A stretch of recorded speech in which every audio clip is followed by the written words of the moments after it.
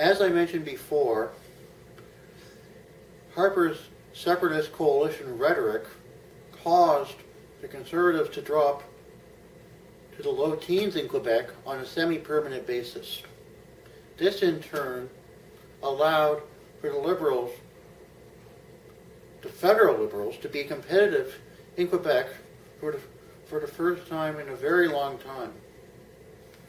This competitiveness on the Liberals' part would not have been possible without the parliamentary crisis and Harper's separatist coalition rhetoric. The parliamentary crisis also facilitated a very quick change of leadership for the Liberal Party of Canada.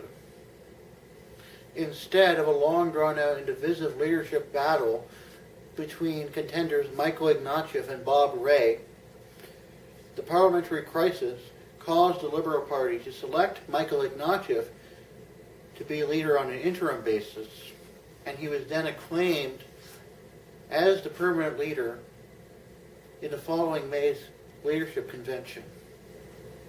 This paid dividends. Instead of being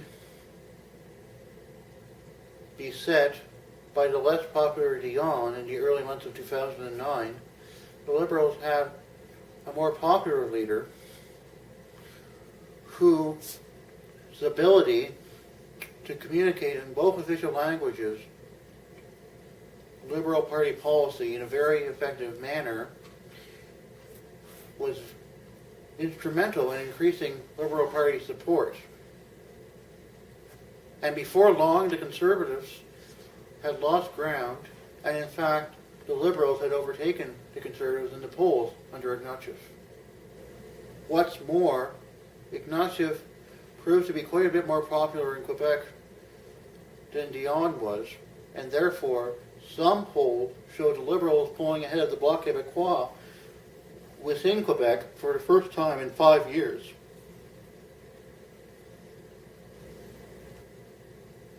These very strong poll results for the Liberals in Quebec would not have been possible without the parliamentary crisis and the quick change of leadership that this crisis precipitated.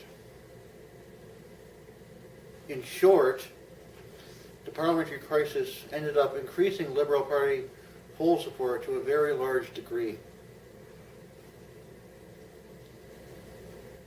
Another advantage of Ignatieff's leadership is his presence at the leadership has motivated donations to the party like never seen before under Dion. And therefore, the Conservatives have actually lost ground recently to the Liberals in terms of fundraising. And in fact, the Liberals are really becoming efficient and much more effective at fundraising to such a degree that under Ignatieff's leadership and the fundraising that he's inspiring, the Liberals can now afford to compete with the Conservatives dollar for dollar in the next election. And in addition, can now afford to launch counterattack ads to the anti-Ignatieff attack ads that the Conservatives have launched, should launching such counterattack ads seem necessary. They could not afford to launch such counterattack ads under Dion due to their lack of money. Now, however, if a need arises for counterattack ads, they can afford them and they will do them. In conclusion, Canadian politics has been changed profoundly and permanently by the Christmas 2008 parliamentary crisis. It has been changed because this crisis has had a long-lasting effect on the dynamics of the federal scene, Quebec politics, the leadership of the Bloc Québécois, the polling fortunes of the Liberal Party, the fundraising fortunes of the Liberal Party, and the popularity of the Liberal leader. All these things only occurred due to that parliamentary crisis as a direct result of it.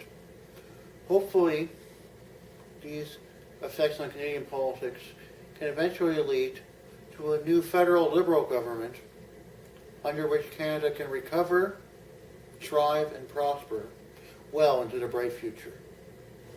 Thank you for listening to my thoughts on Canada's 2008 constitutional and parliamentary crisis and its effects on the Liberal Party, Quebec politics, and the federal scene. I hope you enjoyed it, and maybe I'll see you again next time I do a video. See you later.